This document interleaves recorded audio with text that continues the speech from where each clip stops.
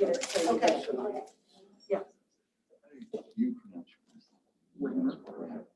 R-A-Y-M-E-R. Well, so they said they want to sell in Lamar. Say Dreamer, it's my fault. I can say it.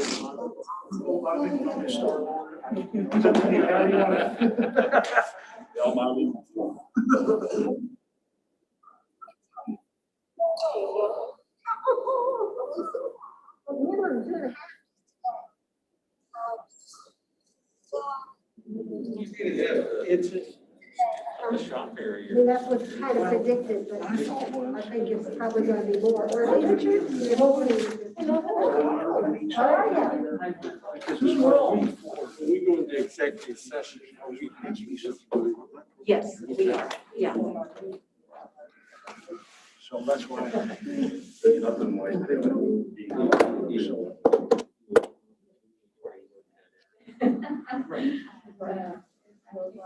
There's no water in that trash can at all. There was probably some.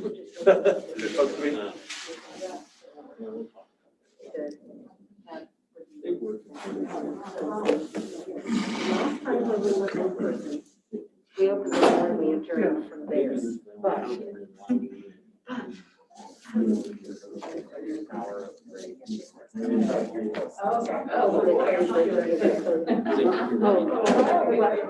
So. Well, I just think. Let's just come back. Okay, that's fine. Never want to make it as far as. Hey, Justin. It has been a heck of a, It's a full week. is it, are you still battling electrical issues and, or just? I think we've got that all. Oh, good, good, good. Okay. You want to just give a report, or are you going to do any showing? I'm just gonna do a verbal. That's perfect, that's perfect. Next time, if you want to do something to show, it's a little challenging, you know, with trying to do it Trying to live do the and same- both, yeah. both at the same time, so that's good. I did respond. Yeah, I saw it. You know, I hadn't heard a thing, but you know how things go. We've never done that in 6 years that I've been here. We've changed things.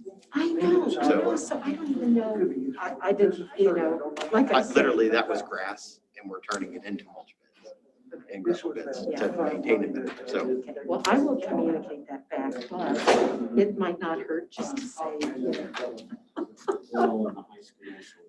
You know. One in on I that. try to support. I mean, Hi, Nick. Hey, good. How are you? Awesome. You gonna be busy? Certainly. Yeah. Sit down first. Well, that's good. Yeah, there's only That's good. 57 choices. Now, the big issue is we have to be. It's gotta be there. There's gonna be a lot of smaller. It can't. So we're gonna be on. We are. We're Zoom. That's, yeah. Well, and it has to be here, so I we We're all here now. don't. It is for. I'll just leave it like that. So I've obviously. Good afternoon. Want to welcome everyone to our monthly Board of Trustees meeting. And I'll make note that Justin will not be here. He notified us that he got tied up and probably won't make it. So we're sorry that he won't be here, but I think the rest of us are. I think you have a big date coming up. Yeah, he does. But I don't think that's has anything to do with it. Okay, you'll have in front of you the agenda, and we need a motion and a second for approval of that agenda. I'll make that motion. I'll second. Okay, all those in favor say aye. Any opposed? Do we have any citizens' comments? None? Okay, you also have in your packet the minutes from our April 22nd meeting and the special board meeting that we had on May 10th. And we'll need a motion and a second and then a vote on that. I motion we move.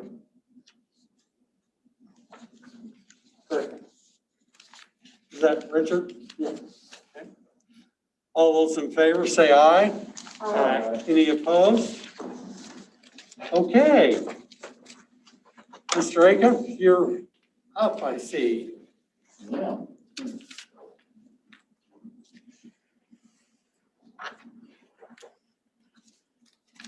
To review the warrant for the month of April 2021 for State First Community College.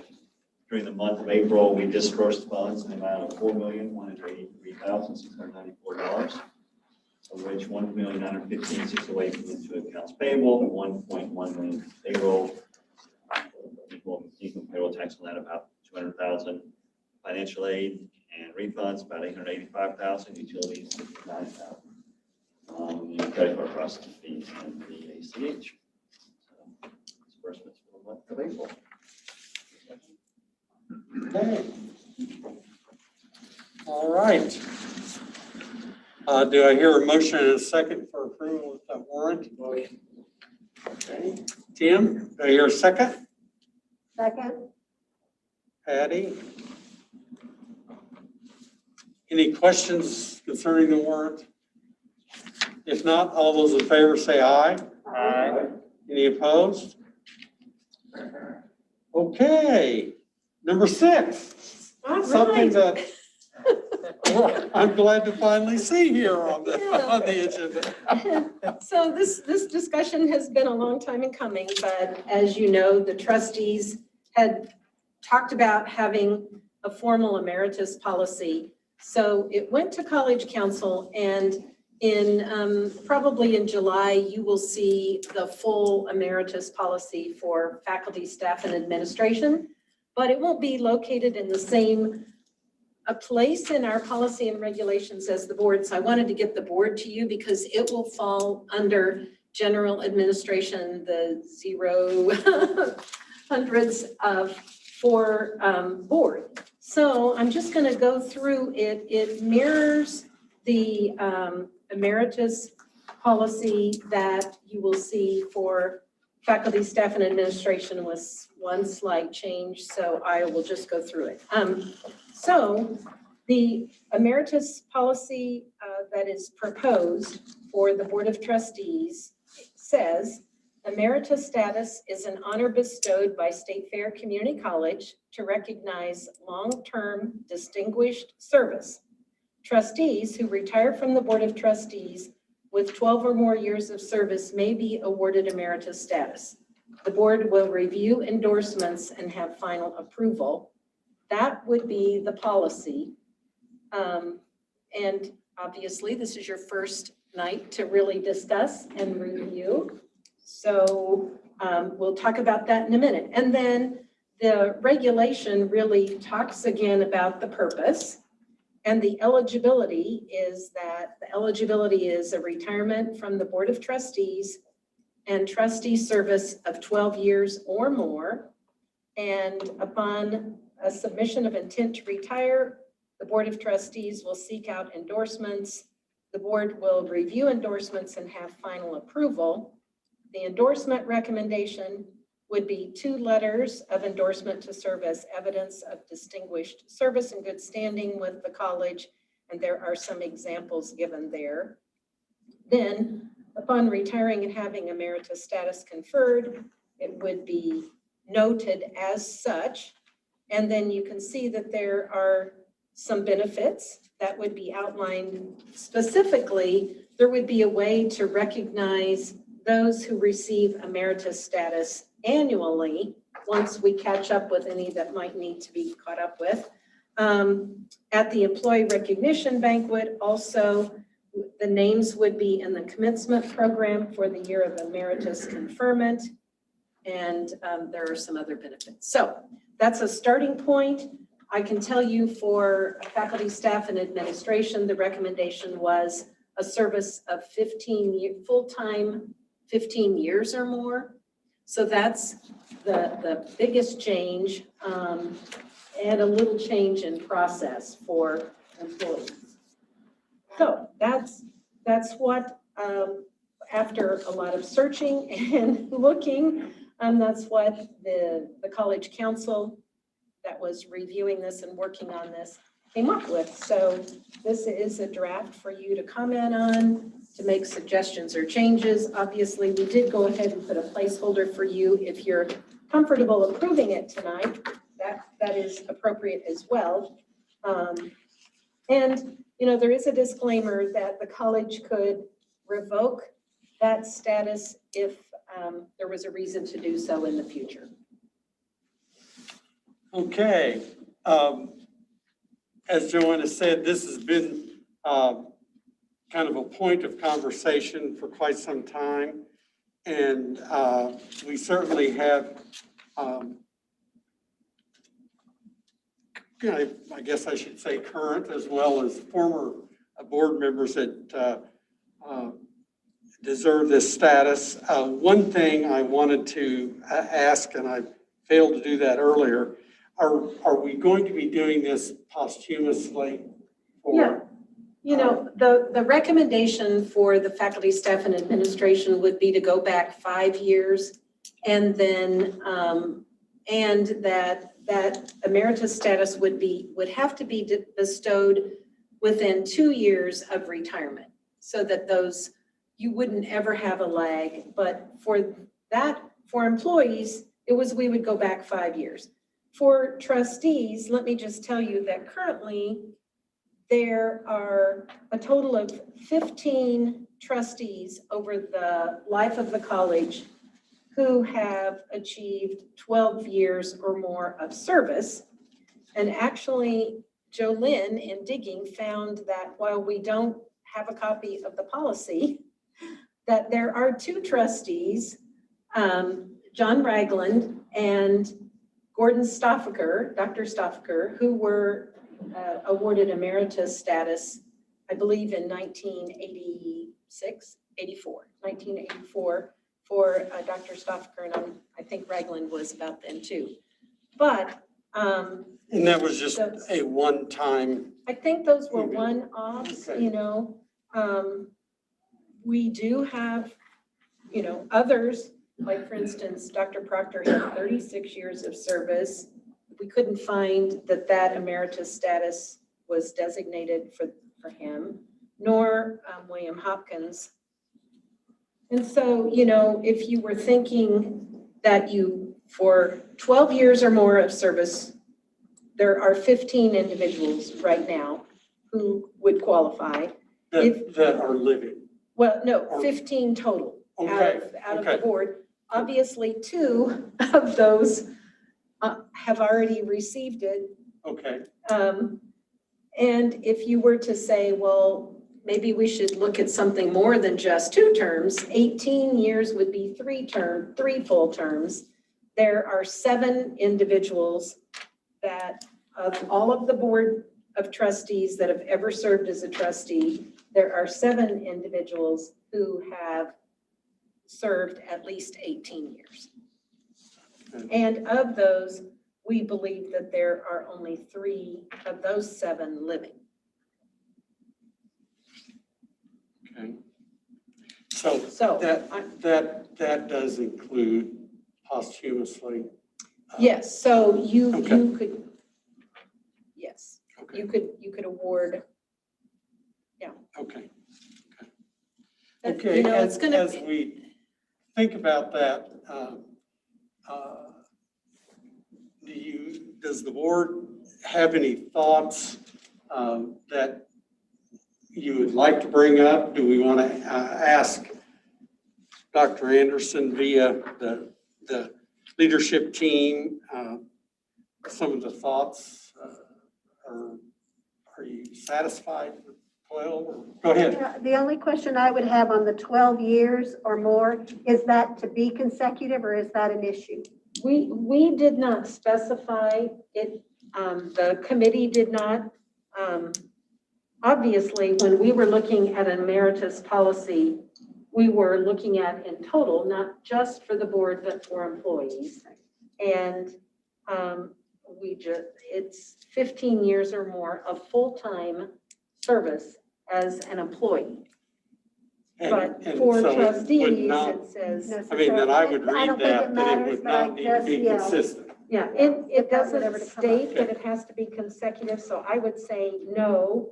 I really think the big question is that an adequate amount of service, in your opinion, to award emeritus status? And/or are there other requirements that you would want to have met to give that status?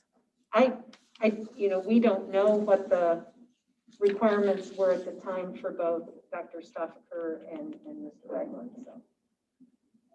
When was those? Those were awarded in 1984. 19, okay. And I'm sure in thinking about this, that lots of institutions have lots of rules. Many of them, I'm sure, would be tied, and I don't mean this derogatory at all, but would be tied to dollars donated. If you were going to get emeritus status at Harvard, you probably need to give them a pretty good check. But that's not what we're doing. We're doing what's appropriate for state fair. And we might have a history of that if that were something that you wanted to be a criteria. It's not a criteria for the policy for faculty, staff, or administration. Although, the letters of endorsements, we want there to be a recommendation that shows more than just especially for employees, more than just years of service. That truly it recognizes, that for employees going above and beyond and, and and that so, would be typical of. Yeah. And do you think for community colleges, are there very many that have this emeritus status? And have you looked at any of those for other community colleges? I have not looked at numbers, but I do know that there are some. I know at conventions, I've been to conversations with others from all over the country, different places that have them, but I don't have numbers. and I don't know for Missouri community colleges, I don't. But But this was a way to get it on your agenda to discuss, and if you want to have further questions answered before you're comfortable reviewing or approving, For the 12 years, for the 15, Mhm. how many are living? Do we have the statistic on that, a chance? I think I know Maybe the that. 18, I think we said 3 of 7. I was just kind of curious.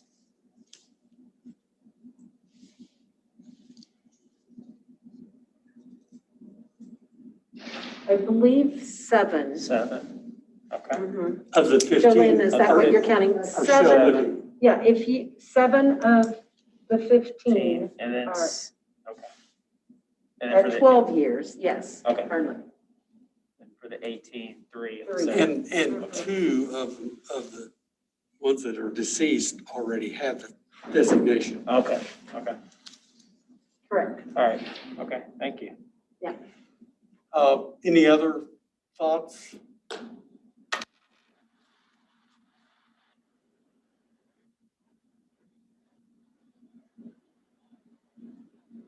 Quiet. Yes. Quiet.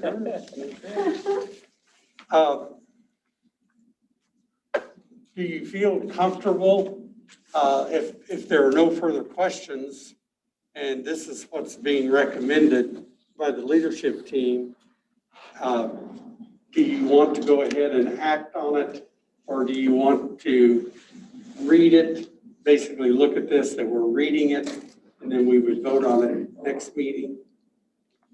It doesn't matter to me, but I think we can probably discuss it and vote on it Yeah, today. Unless I'm- it's something that we I really trust want. that the council, they do a great job of looking and searching, and I'm sure that some have looked up the question that I may have asked, and I think it's a great opportunity to honor those trustees who have served for that length of time, and so I think that I trust with what they say, and I get to vote today.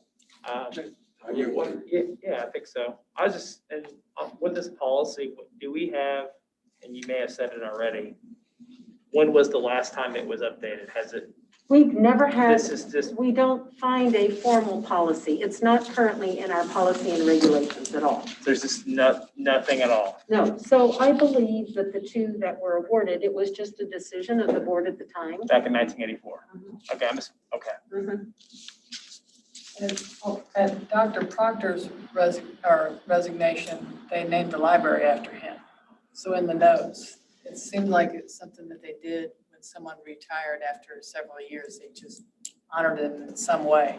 So those two, with that, Dr. Proctor went to the library. I think it's suffice to what I'm, You're sufficient. with yeah, that. I mean, it's. Tim or Richard? The only curiosity thing I have has nothing really to do with the policy. It would be, what would you make, how would you make the presentation of the status? What would it go with? Would we have? Yeah, that's a great question too. Obviously, like I said, we would make a recognition of those in the commencement program. We would do it at the employee recognition banquet for employees. That's the perfect time, you know, they're retiring, because for employees, and it says retirement from the board. But if, you know, your retirement from the board happens right after an election, you know, April typically. And so it could be, you could choose to figure that out. But I think it would maybe be at the last board meeting, or, you know, And I think sometime within a 2-year time frame of recognition for A that. lot of times they're presented at graduation. Yeah, The foundation also has an annual event, which would be an appropriate time, probably as well to ask it as an item. So there are a couple of built-in annual opportunities. for employees, it was an easier decision as to when those employees could be honored, but for trustees, that's a little more difficult, but we would. Well, I think if we choose to make this policy, I think we certainly need to do a public announcement in some manner and then be consistent with it in the future, and which I'm sure anyone here at the college would do that. But it's certainly that we're doing it because they deserve recognition, and it would be nice to have that in some manner, at least this first one. And it might be something different than what will happen, down the road. Randy, I have one other question. The word retirement, as Dr. Anderson pointed out, you're elected to the position. Obviously, I was appointed, but normally you're elected to the position. So if you lose the election, you're not truly retiring. You are, but you aren't. So if you're submitting a letter of retirement, that to me would mean you're not seeking re-election, you're retiring, as opposed to, I just didn't. So is that an issue that Could be reworded. Yeah, I think it's something. Yeah, I don't know that exactly that retirement. I think the key is 12 years of service. Yeah. that's why I was, that's And why. maybe what's the in word this- retirement? Change the wording Change the to wording. trustees who, Have served 12 years. I think that wording could be adjusted. 12 years, That would- consecutive, unconsecutive. That's Well, fine. I wondered about that because, so I'm glad you're asking that question. For employees, it is the recommendation that they do retire. But I understand for trustees, could have served a very long time and ran and maybe didn't get That's true, reelected. yeah, you do 36 years and then you just don't get elected. Yeah, and then you that's can't true. get there. So if you want Come to on. just, under eligibility, it's just trustees who have served for 12 years or more. Okay, I think that I would be think that'd be Okay. very. yeah. I I got like it that. crossed. Any other? The committee debated that, I can tell you. The Yeah. College Council Sure. said, well, what happens if they've served but just don't get reelected? Okay. Well, if it, I'll say it. Whether or not we have the policy really is not an issue for me. It's gone 50 years without a policy. I don't think it's something we have to do, but if we want to have it, this is a reasonable way. This is a reasonable way to do it. So but I'm not sure we need. my thought on that, I agree with you, Richard, but my thought is it would, I'm not gonna say force, but it would bring some consistency Right. to the college. And I think we certainly have a few on that list that are very deserving and have not been recognized. And it would be nice for them to receive that status. And if they've done that, then whoever is sitting in this, in these chairs, then they would be, required to move forward with that. Okay, well, if everyone is okay to go ahead, then I need a motion and a second to accept the proposal with a couple of amendments that have been so noted. So moved. I'll second. Okay, all those in favor, say aye. Aye. Any opposed? Okay, thank you. Thank you. All right. Keith, it's back to you. Back to me.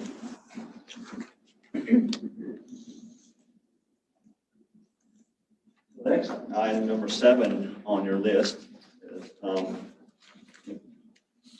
exciting item. So obviously with COVID-19, there's been a lot of pressure on colleges, community colleges in particular, and on the students and families that come here. In March this year, the third COVID-related plan for our nation was implemented on March 11, 2021. The American Rescue Plan was signed into law. As part of that plan, there's $36 billion distributed to institutes of higher education. For us, State for Community College, as part of the ARP and the Higher Education Emergency Relief Fund number 3, we've been allocated $9,061,756. Of that, $4,793,787 is designated specifically for direct student grants. The balance of that, of approximately 4.2 million, is designated for institutional use to continue to mitigate the impact of COVID-19, as well as to be sure that obviously we help mitigate the impact and defray any costs associated with that. So what I'm asking for you is recommended that you authorize us to accept these funds and authorize myself and the president to disperse these funds in accordance with the provisions of the American Rescue Plan of 2021.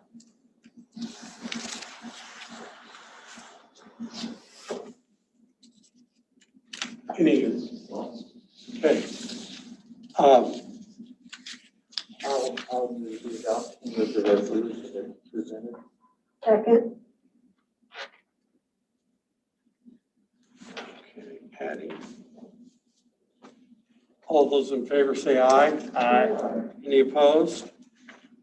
And Keith, I've just got a question on the dollar amount to individual students. Is there some formula how that's determined? How they determine it, or how we determine how much Well, the how- student gets? How much the student's going to get? Student on the way, no, there is not. It's they have guidelines that we are to prioritize students based upon need, which many times need is related to, in our instance, we use Pell Grant status and things like that as determining the financial need of students, as well as any particular services they may make us aware of in their life. So typically we take a certain amount of the payments of the monies allocated and make a direct student grant to all of our students that qualify based upon their need, which again, we prioritize based on where they fall in the, with the facts on being Pell Grant or not Pell Grant eligible, their expected family contribution, things like that. After that, we'll have an amount of funds remaining that students who have particular unique circumstances, maybe a family member has lost a job, had been ill, whatever it may be in their particular situation that was COVID related, they can then apply for additional grants for that particular situation. So there's that too. So the student actually applies to the college. Well, to there's receive- two different ways that we do it. Okay, First one is we will allocate an amount for every student. Now the student has to agree to accept it. So for instance, we've had the CARES Act, the CRISA Act, and now the ARP. So like CRISA, we had an amount of money, and for this spring, each student was notified that there was money available, the amount, and did they want to accept that money? If so, did they want to apply directly to their account? Do they want to check? They simply marked, there was an electronic mark in the box, yes, I want to accept it, and then how I want it dispersed. There was still money left over purposely then for students who had exceptional need to then apply for that because their circumstances were such that they had greater hardship than others. We'll do the same thing with this allocation among as well. And one other question I had on that 4,790,000. Is there a time period that Yes. State Fair has to disperse that to the students? So the time period is 1 year from the time we receive these funds. We received these funds, the funds were allocated to us last week. I forget the exact date, but early last week. So mid-May of 2022, it will be our time frame spending. So 1 year from that date.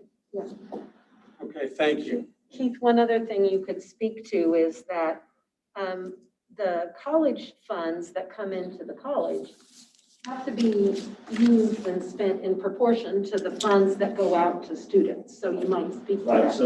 so in all the acts, CARES, CRIS, and the students are prioritized first, as they should be. So we can only utilize our institutional dollars at the proportion we utilize the student dollars. So if we've given out half of the student dollar money, we can access half of our money, but we can't access more than that until we can't get ahead of the student, I guess is a way of saying it in that regard. And as you see in this case, the students actually get more money in total than the institution does, the way they did the formula this time. So the whole purpose of all the acts has been really to help the students and their families out so they can continue their education, to continue to do the things they need to do and not have the burden of the coronavirus impact their ability to gain an education and better themselves. And that's the whole point is, as well as the rest of it, so we can develop the technology, the cameras, the remoteness here, so we can also continue to instruct these students should something cause them to not be able to come to class, they can learn remotely and meet those needs as well. So yeah. Okay, thank you. Okay. Moving on to item number 8. First thing on number 8 I'm going to do is make 2 typo changes that were in the last one we're going to change this time. So the title for the heading of it, this is obviously an addendum for FY 2022, not 2021. And we go to the period that it's through, it will be May 30th, 2022, not 2021, 22. So not quite that long. It's May 30th, 2022? No, not 21, 22. Okay. I sure hope not. Okay. I won't be around for that if it is. So one of the things, we have had exceptional demand for our housing this year. It's up, Dr. Bates, about 50% above this time last year, and about 70+% ahead of 2 years ago. And so with that in mind, we have talked with, Dr. Bates and I have talked with Charles Howell, the Director of Housing, and recommend that we actually, I know we brought to you last month in some additional apartments, we're asking you for the final time to and dinner for 8 more 2-bedroom units across the street at Stone Creek. We are actually very confident that those will be leased. In fact, the 2 bedrooms we have out now are seem to be a fairly popular item. We will hold back at least one of the units for a COVID-19 apartment. With ARP, the American Rescue Plan, there is part of the requirements of accepting those funds as well, so that we continue to mitigate the spread of COVID-19.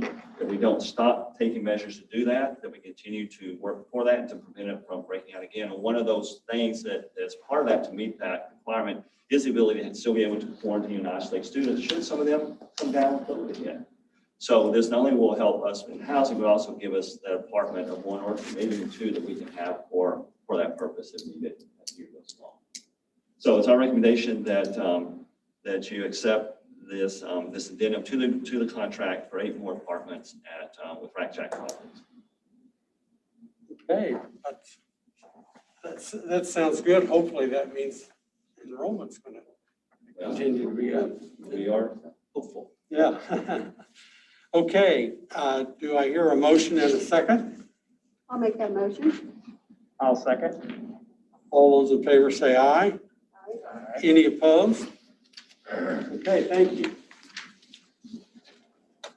Item number 9, before we get to the official approval of item number 9, I'd like to bring Eric Raymer up to talk to you a minute. Eric Raymer is Executive Director of our Career Technology Center. For those of you who have not met Eric, I want Eric to talk a little about the building trades that we do, so you understand what this program does, the students that, or you just say yes to some things and not have a better understanding. So I asked Eric to come and talk to you about the program and understand what it does a little bit.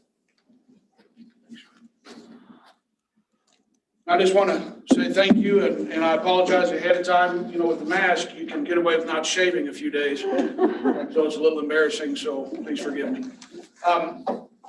Again, I'm the Executive Director of our Career Center. We serve juniors and seniors from 14 sending schools, 10 sending districts here in our area. We have about 250 kids on average that come to us every year. We have a morning session and an afternoon session. Our building trades program has 16 kids in it morning and 16 different ones in the afternoon. That gives us an opportunity to go out on a job site every day, work for about an hour, hour and a half, and then due to transportation time, you know, we have to come back. So the last few years, we've been lucky enough that a homeowner in the area has put in a bid and wanted for us to build a house. It's worked out well. We don't expend any cost on our end. They cover all the costs, and we just supply the labor, which gives us a wonderful learning opportunity for our students to learn skill sets and put them into use in the real world. And then our students have an opportunity to say as they drive by, hey, I helped build that house, or I participated in that project. So our students are learn wonderful skills to get into the job entry-level positions when they graduate with us. And so that's kind of it in a nutshell. Does anyone have any questions or? And historically, there's always a demand, as I recall, or every year since I've been on the board, it seems like they always have one. Is that correct? Yeah. The biggest challenge we have with getting someone to do it is their patience on us taking a year to do it. Most homeowners want turnkey in 2 to 3 months, and obviously we cannot meet that demand. You know, we ask for their patience, and we've been fortunate enough to have individuals that, you know, have been willing to do that. Does anyone have any questions of Eric? Great program. It's wonderful. Our instructor's great. He's second year this year, but he went through our building trades program here as a high school student, and then got our 2-year construction management degree through State Fair. Owned his own business. So when Mr. Gann retired 2 years ago, we were lucky enough to get him to come along, and you know, he understood that his profession, retiring, was going to put a lot of strain on his body. So he thought, what can I do to kind of ensure a better retirement. And he's a great teacher. He loves to pass along his knowledge. So Great. very fortunate. Well, thank you Thank you all. Appreciate it. So in your packet, you have, we received 2 bids. In your packet, you have the bid that Mr. Raymer has recommended and as being the winning bid, and that was Mr. Ron Joby. It's the winning, this is the one he recommends for this project. So I'd like to, accept Mr. Raymer's recommendation and your approval to accept Mr. Joby as the Straight House for this year. Okay. I hear a motion in a second. I would move. Second. Patty. All those in favor say aye. Any opposed? Okay. Thank you, Keith. Okay. Next, you'll see item number 10 is our 360 evaluation of the Board of Trustees. And I think, Rachel, you're going to make a few comments about that. Okay, my name's not next to it, so I guess. Okay, so just for the folks, we came up with this 2 years ago, the beginning part of 2019. So that's policy 0361, and it requires that we do a 360 evaluation on the board every 2 years. They do it to themselves, they evaluate themselves, and then also we put it out to executive leadership. I think we did division chairs. So this year we did send it to 29 people. We did only have 11 respond, so it was a little bit smaller than in the past. But so in your packet, you got, well, and I sent it to you guys, you were provided with the responses. And I know Randy wanted to maybe open it up for some conversation and discuss. Yeah. Well, Stay here available. a couple of thoughts. Hopefully you all have had an opportunity to read through it. And I think in looking at the questions and looking at the responses, the majority of the answers were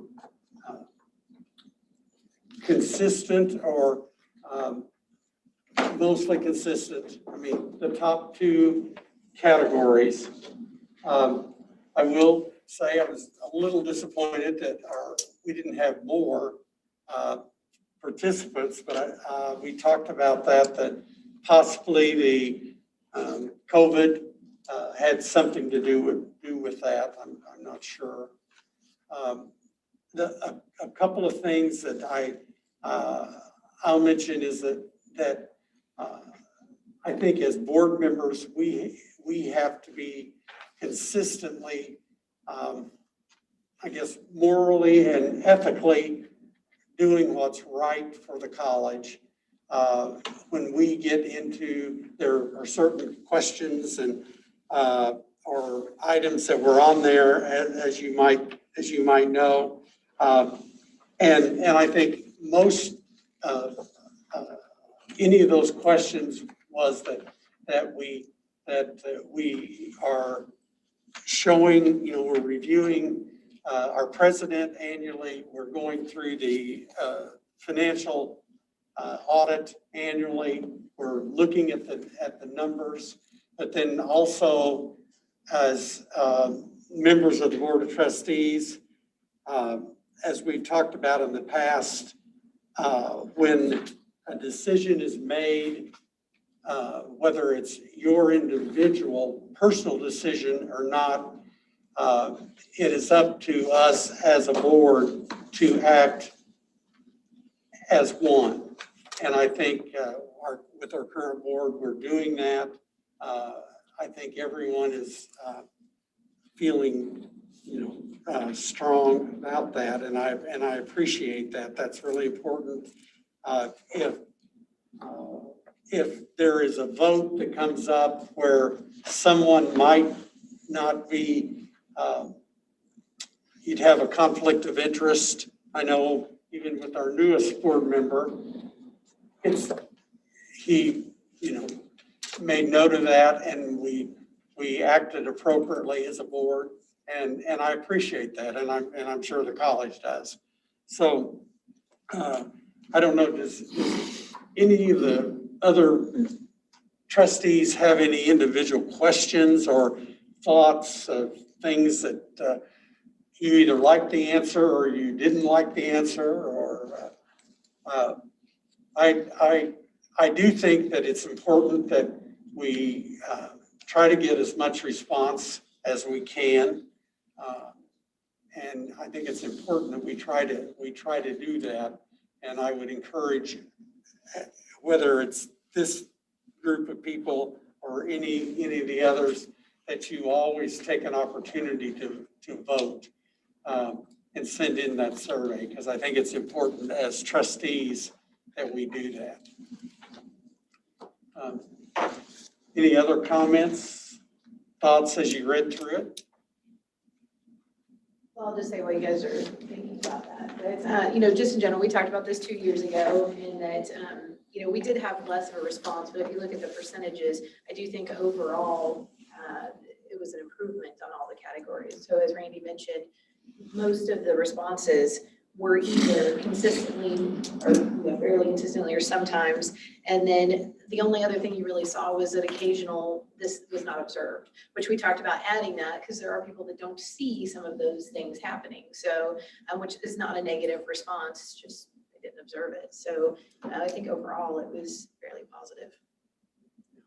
Randy, can I make a few Sure. comments? Yeah. I think what the responses indicate is that people see that you're good fiduciary agents of the institution, that you are responsible when it comes to budgeting. Like any survey, we always read through comments to see what themes can we arrive at. And one of the themes I saw, which came out in the employee survey I'm going to talk about, is professional development. You're a voluntary board, and this takes your time, but I just want you to know that if there are things that you would like to learn or know more about, we're glad to bring those at a meeting or have a special opportunity for you to learn and grow as a board and as an individual board member. So but that would just be my comments. And yet COVID also. Oh, yeah, well, this past year, yeah. Right. So we do this every 2 years, but you would use this as well to set goals for the board. So we would use this information, and then I believe we come back together. I can't remember we didn't put the dates in the policy, but we would come back together to set goals for the board for the next 2 years. So when you did this last time, it was also the desire of the board that you would at least get to one of our remote our off-site campuses. And so we want to continue that. Obviously, attending events and activities and supporting employees and programs as much as possible, that's demonstrated here. We didn't do that this year, but we're coming back, and so those are always opportunities. Okay. Rachel, thank you. We appreciate that. And again, I'll thank each of you who are currently serving on the board. I appreciate your interest in the college, and it's a pleasure to work with the board. And I think we all have the college at heart, and we want it to function the best it can. Dr. Anderson. All right, thank you very much. Just one final comment that kind of relates to both. I think it's really a testament that you want to do an evaluation. And I have a good friend who reports to a board, and we got to talk about, a board evaluation. And I think that person would like to see what you all do, because I just think it's a good exercise. So at this time, I would like for Justin O'Neill to come up, our facilities director. A lot is going on. And from here on, I'm just going to have him a part of a standing report of my report to you to give you an update on the Olin Howard Workforce Innovation Center, and then obviously other campus improvements that are going on. And Justin, we just thank you so much. He's all over the place right now, but so doesn't have show and tell like last time, maybe next month, but there's a lot to talk about. So Justin, thank you. So first I want to tell you that the progress over here on the new building is going very well. We are a little bit behind of what our original schedule is, and that's just due to some rain delays. But we're still pretty early in the project, so we're not necessarily adding on a whole lot to the end of the schedule yet, and we haven't formalized any of those rain days yet, just because once we really start getting the building in the air, then we can see where we can adjust the schedule. But I would tell you, as any construction project goes, we've got some change orders that we've gone through, and some positive, some negative. At the present time, we were actually under budget $63,000. We do have some additional expenses that we'll have to figure out and look at some additional change orders. But right now, with the building coming out of the ground, literally, we are doing good. So we are in really good shape. We didn't have any unsuitable soils. We didn't run into any rock. So we had some special conditions funding there, some contingency funding there that's helped out. But we've got a few other things to look at. We've got some electric issues to get power from the across the street of Clarendon Road over to our building. Our initial assessments of tapping onto our power loop that was on the south side of the college won't work. This building requires too much power, and the initial estimates from the Evergy, the electrician of the electric company, indicated we had to do things differently. So in the last couple of weeks, we've been scrambling quite a bit. Apparently, we are tapping in some of the last bit of the substation here on the west side of town and making sure that they got power all the way to us.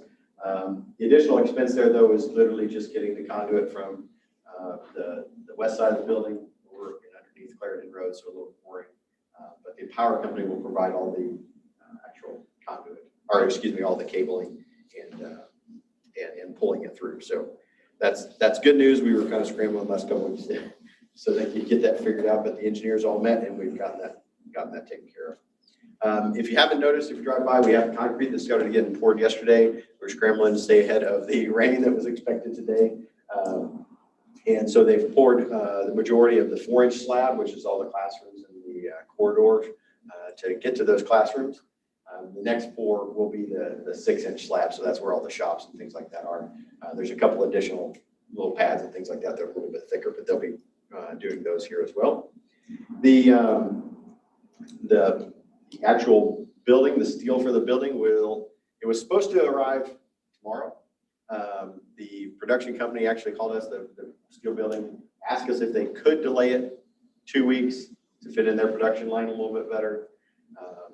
It actually worked for us better too, because of the rain delays and getting the concrete, so that everything just kind of worked out together. And overall, we don't think it's going to cause any major delays. So that will actually start arriving on June the 11th. So there'll be 5 semi-trucks that'll show up that day with steel building pieces. On the 21st, we get 4 more trucks. And then on the 25th, we get 3 more trucks. So we're going to have a busy intersection over here. And of course, I'm on vacation those 2 weeks. So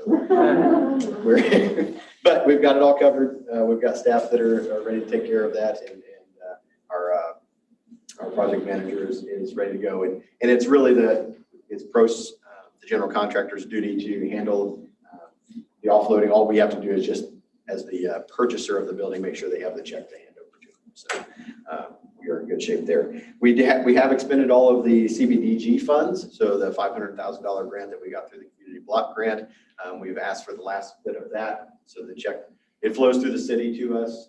That is all in process right now. So that'll be the final bit of requesting funds. There's still paperwork that we still file with them each month. They still want to see the pay apps, and then they'll close it out at the close of the building. And then that frees up that slot for the city to have another one if an opportunity arises. If you didn't get the information, we can get it to you, but we do have a camera on the building site right now. So if you go to the capital campaign page, there is a live feed camera streaming across the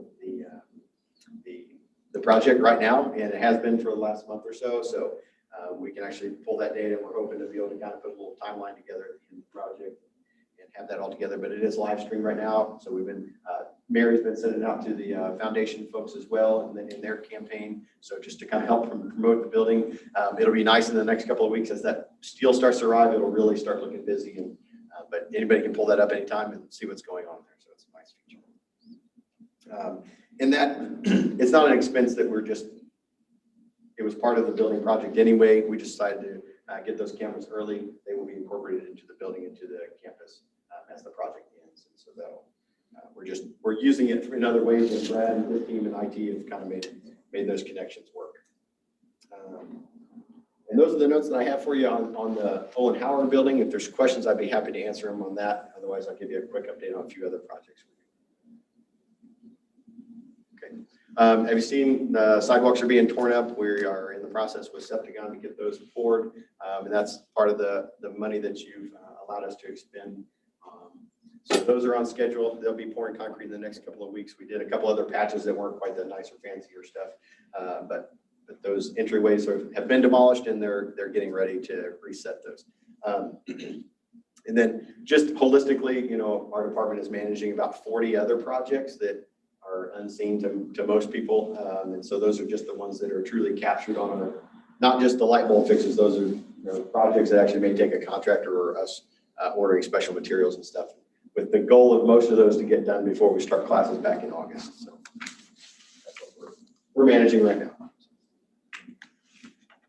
Thank you. Okay, thank you. Thank you, Justin. For the rest of my report, we had a special session via Zoom, and I mentioned our successful legislative session, but I wanted to bring that back up here publicly again, in that this was a very successful legislative session for community colleges. House Bill 3, which is the higher education budget, included a $10 million increase for community colleges core funding. And because State Fair Community College is one of the lower institutions funded per full-time equivalent, the internal equity formula that community colleges, all 12 of us agreed upon, is that we will benefit because 75% of that 10 million is going to 6 institutions that are the lowest funded per FTE. And the other 6 will receive 25% of that 10 million. And then our funding formula accounts for, like I say, the full-time equivalent students that we have. House Bill 19 brought some great benefit to us. The first thing that got included was an $18 million allocation for community college maintenance and repair. And so State Fair will benefit to the $1.5 million will come to us. It was divided equally among the 12, so we're all getting $1.5 million for maintenance and repair. And I'm sure Justin has a list that far exceeds that, but we will be bringing a project back to you on ways to use that. Of course, all of this is contingent upon the governor signing all of these bills, which he has until into June to do that. House Bill 19 also included a one-time $2 million allocation for the Olin Howard Workforce Innovation Center.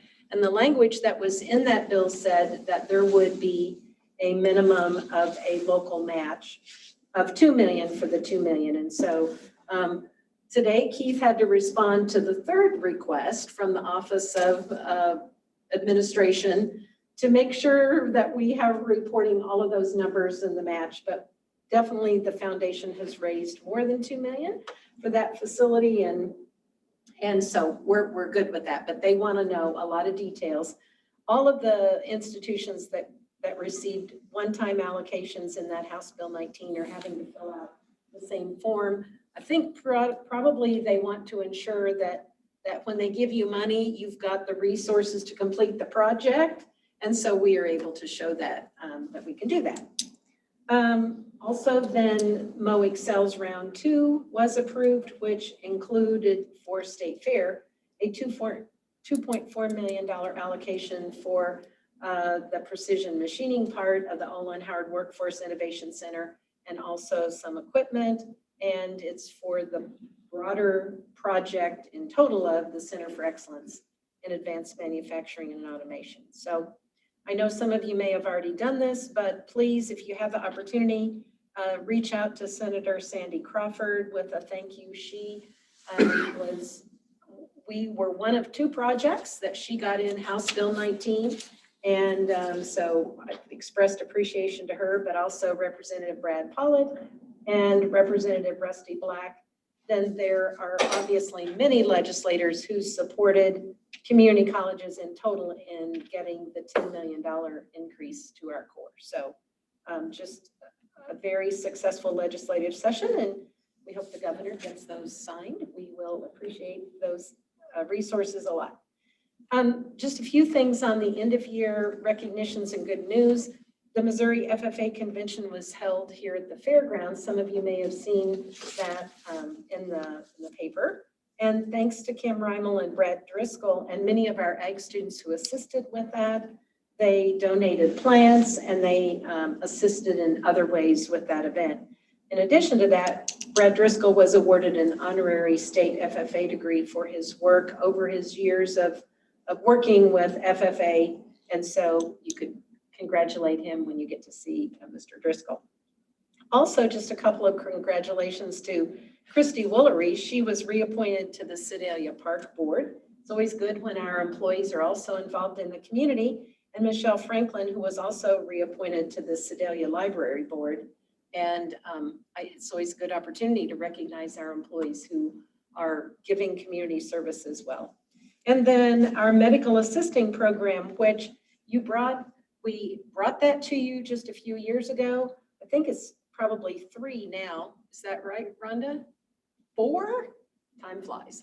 So our medical assisting program is in its 4th year, but if you at commencement noticed, we had a lot of graduates who went through with medical assisting, and it has really exploded in enrollment, which is a terrific thing and compliments to the program and the director there. So anyway, the medical assisting program was recently acknowledged in a publication as ranking as number 5 in the state of Missouri. And we think that's really terrific because it hasn't been in existence for very long. And Jill Samau directs that program, has been working really, really hard to get students in and bringing that program now back in a bigger way with Lake Regional Hospital. So that's a really good thing. Thank all of you for your participation in our commencement ceremonies. And I just want to give a shout out and a special appreciation to Lisa Osterly and Jolynn Turley for their work in all of the coordination this year, kind of commencement, but also to Justin O'Neill and our facilities crew, because there was a lot of work there. And then we had just many, many volunteers, but overall, those events went very smoothly. We want to recognize publicly here at the meeting that Lana Kelly was our 2021 Distinguished Alumni Recipient. And then Lenny Freund we brought back because he was last year's Distinguished Alumni Recipient, and we didn't get to honor that very well.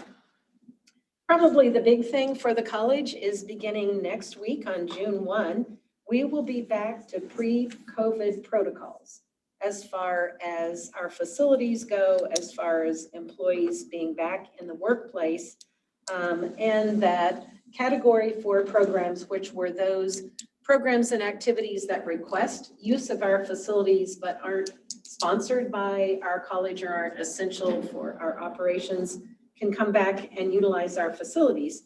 Now, there is one caveat to that. Through the summer session, those classrooms that are having classes are still social distance because those fills were established prior to the decision fully on what was going to happen on June 1.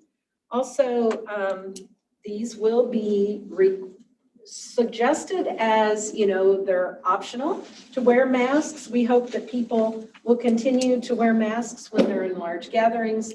We know that masks have kept people safe throughout the pandemic and that we respect the folks that choose to wear these, but, and we also will continue to encourage people to be vaccinated. So we will be changing out the sign that says masks are required to one that encourages folks to follow behaviors that can keep them safe, which would it be getting vaccinated, wearing a mask, proper hand sanitation and all of that. So you will see that next week. we administered through the HR department an employee survey. And so it was a homegrown survey this year to kind of dig into some areas a little deeper, but we did have some survey items that replicated items that we had had on our employee satisfaction inventory in the past survey. And so we are still, Rachel's still digging into those to look at a gap analysis so we can have a comparison with a previous employee engagement survey. But I just want to tell you, we had that 85% response from our employees. We have seen 3 themes that have emerged through both direct responses to the survey and then in the comments, those being equitable compensation. So a number of comments about just compensation as a whole. The survey dug into what kind of, what employees support and favor as far as compensation for, how do they rank salary versus benefits and that kind of thing. So we have that detail as well. But anyway, equitable compensation, a remote work policy. When individuals have worked remote for the last year, individuals found that there were personally benefits as for themselves as well as work.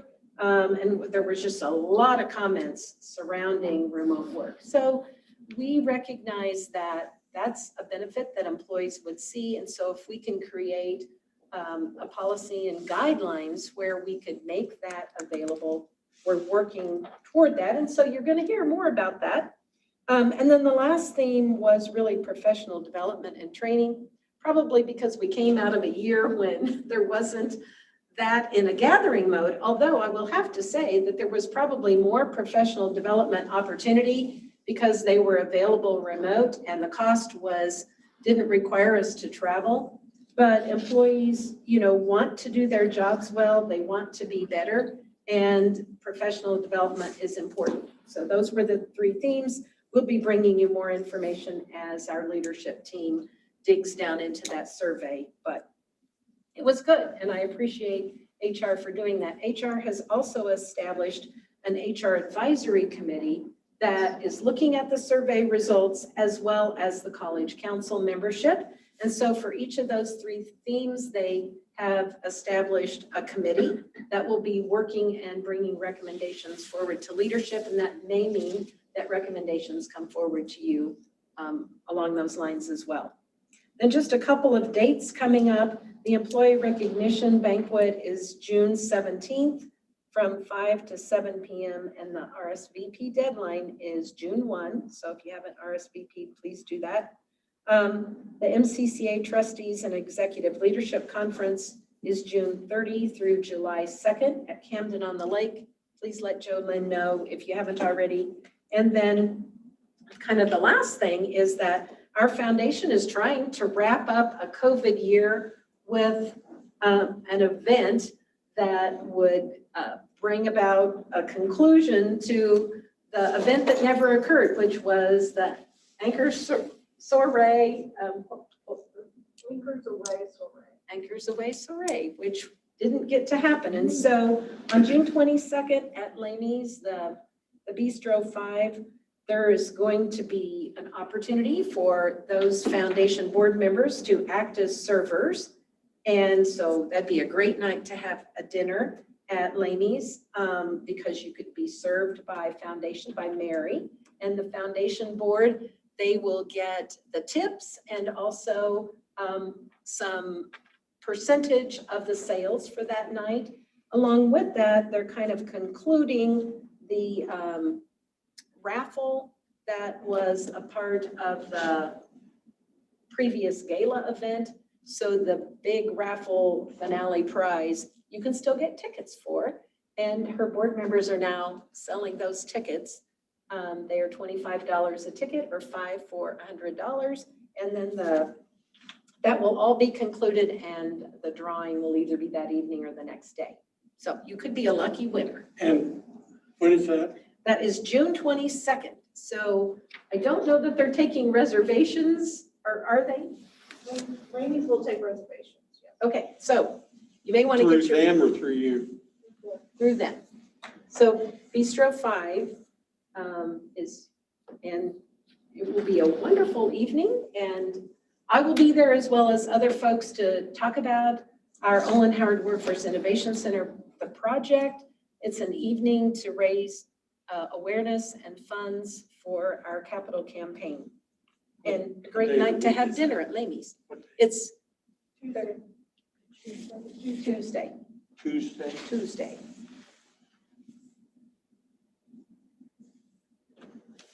And that's my report, and I would entertain any questions. Okay.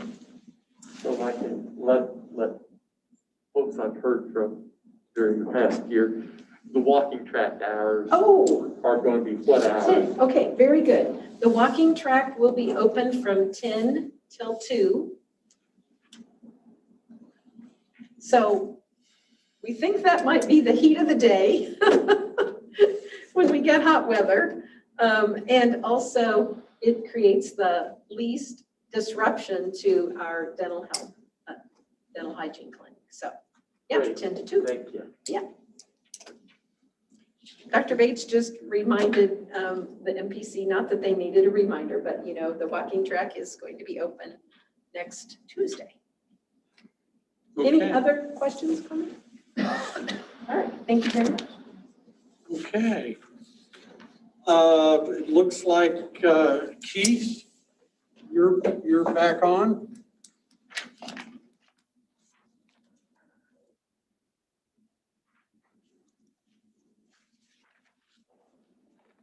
From a budget standpoint, we are actually doing well this year compared to what we budgeted, which is always the caveat compared to what we budgeted versus the prior year. I would expect that our unrestricted revenues will be ahead of what we budgeted for 2 reasons. Primarily, one, that tuition fees we do expect will end up ahead of budget. Summer is a little bit slower than I was hoping for, but we still will end up ahead of budget. And our state appropriations, which have been cut going into the year, which were reinstated earlier this year, will put us over that budget. So I would expect you'll see that our unrestricted revenues being anywhere from $500,000 to $1 million higher than we had budgeted. And I obviously have the benefit of having seen, even though it's the April report, obviously we're basically the end of May, so I have the benefit of knowing what May looks like already. So say that. Expenditure wise, we'll probably come in at or slightly below budget as well. For other reason than I think our faculty and staff were particularly acutely aware of the budget situation going into this year. I think they all made sure that what the expense and what the use was necessary and proper for that. So I think that we had a team effort in making sure, take the first half year not knowing what was going to happen. We are finishing up the budget for the next year, which will be presented at the next meeting. It also is, well, this much work, but it is looking very favorable as well. Dr. Anderson mentioned because of the legislative session that she referred to. But overall, from a budget standpoint this year, I would say that, I do say that we will find ourselves ahead of where we anticipated being at this time last year. Which at this time last year was tense. It's a good way of saying it. So I'm very happy to know that starting tomorrow, we will go back to the protocol. We hope that we'll have students returning and even improve some of this better. So thank all of you listening in this room, college, for everything you did this year to help us out through what was an interesting, but also could have been a difficult time. So I'm happy to report that we'll come out, I think, we'll stay with their budget. Thank you, Keith. And that is welcome news at the bottom line. That's encouraging. I know it has been an unusual situation, and we look forward to seeing how that actually ends up. And we appreciate everybody's efforts in making that the best that it could be. So thank you. Okay. Board discussion, does anyone have anything? We will go into executive session. We will leave Thompson and go next door for executive session. And then we will come back in here to adjourn after that of a regular board meeting. But, anybody have any? Richard? One of the items we've been discussed is possible name change to more State Fair Community College rather than junior college. Today. Oh. Yeah. We're still working on that. I was wondering if we were interested in pursuing it, if legal counsel could be requested to maybe just tell us what steps we would have to take to be able to do that if we would decide that that's what we would like to do. We have done that, and Randy does have that, and so that, yeah, we do have that. With Kate, who is the college's attorney with Keeney, isn't that correct? Mm-hmm. And we do, I agree, I think we need to move forward for many reasons. The official name, I think, is especially important if we decide to expand out. And we're looking at that, and I don't know, We need time to bring it forward to formally discuss. And even if it takes 2 or 3 meetings to sort through it, but we ought to, because I think we need to begin looking at that. And I'm sure that as we would approach that, one of the things we would want to do would be to seek some community district input and invite some comment about that, so that we could receive some comment. But I'd like for us to make that, to look at it and see if this is something we want to pursue. I totally agree with you. So let me tell you one piece of guidance that Kate said in all of this, and we can give you a list of things that you have to do. But that when you describe your district that the recommendation was that it have some context to location. So for instance, East Central, I think theirs now is formally the Community College District of East Central Missouri. And so that's kind of challenging to describe us in the middle of the state of, there's so many things use central. I don't know that you want to.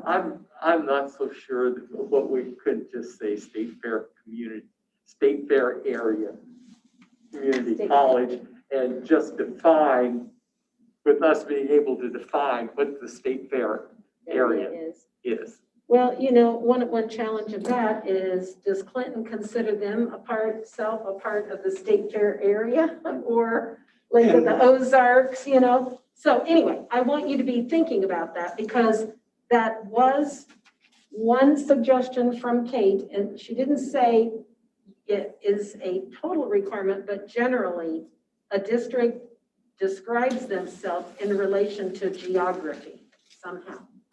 So I'm just but there are a few others. In saying that, then moving forward, does officially a committee need to be set up for that, or? Oh, you might have that would be fine. I mean, to have that conversation and then some dates would have to be set if we want to have, maybe invite people to come to a meeting here or someplace. Because we will still go by State Fair Community College, but on a ballot initiative, for instance, it could be the Community College District of Mid-Missouri or something. Mm-hmm. West Central Missouri, I mean, there's possibilities, but it does become challenging. So, yeah. So you can get the wheels turning and be thinking about what that should be. I think we recognize that the junior college district of Sedalia is very limiting. And yet I'm Well, not it's sure. limiting and it doesn't acknowledge the fact there are supporting school districts. Not within the Sedalia zip code. Yeah. That provide financial support. Right. To the institution. You know, we've got WIB boards and others that describe themselves in a certain way that would give some reference to us. But yeah, Well, I'm open to that. do you want to go ahead and, If there's a couple of board members that want to meet with me and More we're, than you want to happy serve on that? that'd be great. to serve and to be involved with that. Okay. Would anyone else particularly like to be involved with that? Randy? Yeah, I'll be happy to. Okay, very good. I'll get a schedule so that we can. Okay, great. Okay, thank We you. might also check out how mineral area Okay. is legal, how they're legally defined. Described. Okay, thank you, Richard. Okay, then I need a request to go into closed session for personnel reasons. I need a motion and a second, and then Jolene will do a roll call vote. I motion we move. Nick? I hear a second? Second.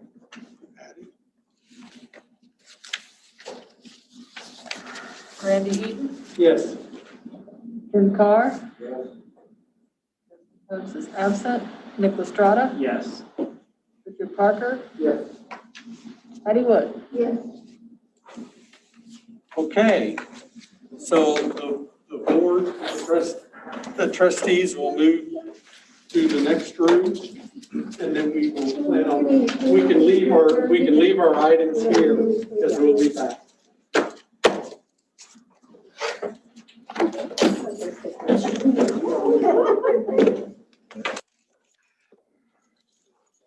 Hello, how are you? How are you? Pretty good. Pretty good. Probably best time. We need to get some John Deere cleaner.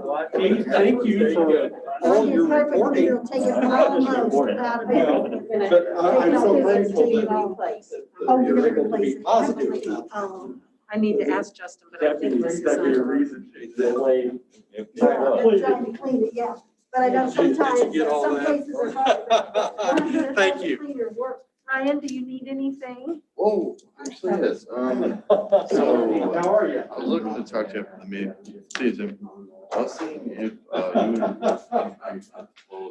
I'll get on it. Oh, sure. Yeah. Do you want me to just send you want me to email you one? Oh, no. So I know what the protocols are. Yeah. I mean, we were Yeah. about to put the briefing Well, in today. but okay, I was well- looking for a quote Oh, from yeah. you, Do you, and, I meant, do you want me to email you my quote? oh, no. How no, do you no. want it? Oh, you see, we don't like, doing interviews by email. We prefer by Okay. phone at least. Well, I So, can just tell you, I'm excited that we're going to have people back on campus. Yeah. But what were you saying? You Yeah. repeat that? Yeah, well, I'm very excited that we are going to be having our employees back fully staffed on campus. They have done an amazing job of handling COVID throughout this past year. But we believe that at this point in time with the